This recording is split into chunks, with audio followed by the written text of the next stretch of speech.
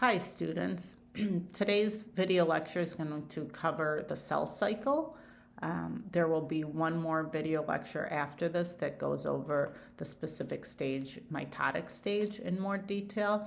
So this one will be covering the cell cycle as a whole and then interphase.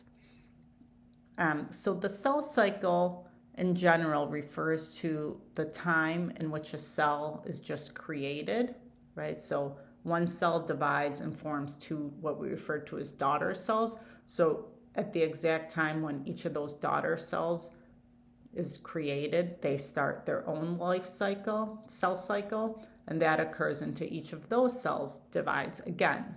So the point from which a cell is created to the point in which it divides again is the cell cycle. So in a big, broad idea here, why do cells need to divide? So cells divide in your body during growth. So from the point at which you were created as a zygote, and that cell divided to form an embryo, and then while you were young, during the whole period of growth, that growth could occur because cells were dividing. Cells also divide to repair from injury.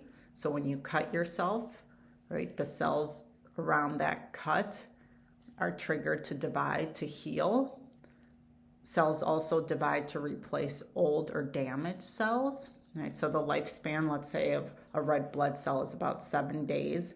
And so there's always having to be new blood cells generated to replace the old ones. And that occurs in many cells in your body. There's certain cells in your body that we're going to talk about that are non-dividing cells. And so those don't go through the typical cell cycle that we're going to cover. There are two major stages to the cell cycle. One that we're going to go into the most detail today is referred to as interphase. An interphase has 3 smaller stages within interphase. And then there's the mitotic stage that we're going to be covering in the next video. That includes mitosis, division of the nucleus, and cytokinesis, division of the whole cell. So here's a schematic that's often shown in textbooks, and we're going to use it to start discussing interphase. So interphase here is the portion of the cycle labeled in purple. So interphase consists, and this is what you need to know, it consists of 3 smaller stages. G1. So in G1, the cell has just divided from the mother cell, right? So we have now 2 what we call daughter cells. And in G1, that cell is very small compared to how large it will be in its mature form. And so during G1, there's a lot of growth that's happening to the cell. It goes from a very small, undifferentiated cell into growing to become whatever that cell is, whether it's a red blood cell, whether it's an immune cell, whether it's a connective tissue cell or a bone cell, right? During that G1, it's growing to become that differentiated type of cell. From G1, we go to S.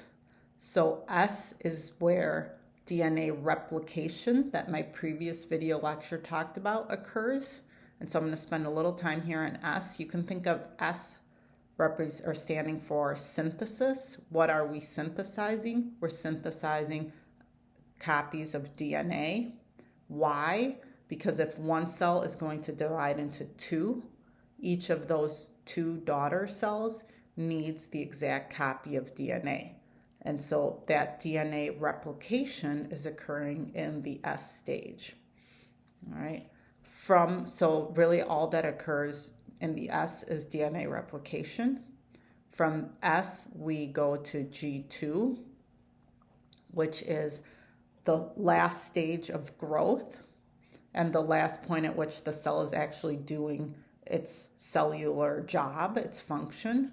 And in G2, it's also preparing for the mitotic stage, which includes mitosis and cytokinesis. I want to go back to G1 and focus on this G0 offshoot here. as I said previously, not all cells in our body are dividing cells. There are certain types of cells, like muscle cells and neurons, that after a human stops growing, right, after we go beyond adolescence, those cells don't divide any longer. So that's why if you sever your spinal cord, you are paralyzed from wherever the injury occurred down, because the spinal cord is made up of neurons, and once those neurons are destroyed, they can't regenerate. They can't divide again. They can't heal. So cells that are non-dividing go into this offshoot called G0, where they just do their function, do their job, but they're not going to go on to S, because why should the DNA be synthesized or DNA replication occur if there's no daughter cells that are going to be formed? So they stay in this G0 stage. So just a little bit more about interphase, and then we're going to spend a bit of time in S again. So interphase is the stage that the cell spends most of its time in. That's when it's performing its normal functions. Can you in your head repeat the stages of interphase? There were 3. Can you say what they were? G1, S, and G2. And then finally, not all cells in our bodies undergo the cell cycle. Nerve and muscle, nerve by neurons and muscle cells don't complete the cell cycle because they're not going to divide. Next, I'm going to take you through a little bit more about what's happening with the DNA visually. So we talked about DNA replication in our previous video, where we talked about how DNA is a double helix and how each strand serves as a template. Today, I'm going to talk more about visually how you see the DNA during this time. We will be looking at this during our lab in next week, I believe.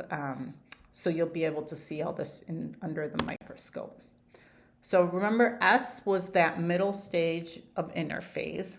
It's when DNA replication or DNA synthesis, so remember S for synthesis, takes place. Chromosomes enter, so look at this picture on the left. This is a visible chromosome. So remember, in our nucleus, the DNA is wrapped around proteins into these structures called chromosomes. When a cell goes into the S stage, that DNA, right, is not replicated.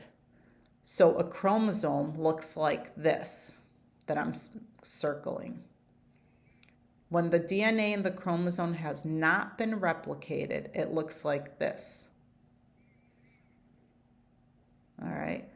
And this is one chromosome, and another way to refer to this, which this terminology does get confusing, is this is one chromatid. During S, the DNA in this chromatid is going to be replicated. DNA replication is going to happen. And so after the S, if you were to look at a chromosome, it wouldn't look like this anymore because the DNA has doubled. It would look like, see this arrow, DNA replication? It would look like this, where you have 2 of those chromatids.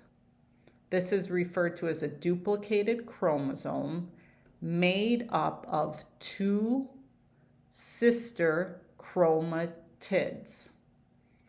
Biology has a lot of lingo to it, so it's a little confusing. This is one chromosome. This is a duplicated chromosome. This is one chromatid. This is 2 or sister chromatids. After the S stage, when we're going into G2, the DNA is found in these 2 sister chromatids, or this duplicated chromosome. After the cell cycle, so after mitosis that we're going to talk about in the next video, see how this arrow is going this way, cell division, splits those sister chromatids right? Because each sister chromatid is going to be in one of the new cells, and we're left with a single chromatid again.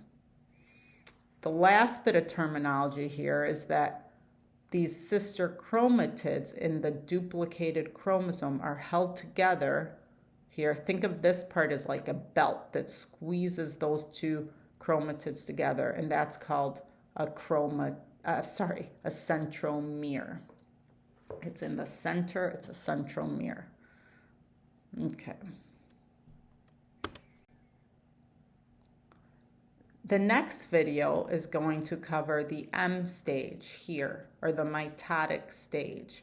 The mitotic stage is going to include mitosis, which is where the nucleus divides, and that consists of prophase, metaphase, anaphase, telophase, and cytokinesis, which is when the whole rest, because remember the nucleus is inside the cell. Cytokinesis is when the cytoplasm and the rest of the cell divides. All right, take care, everyone.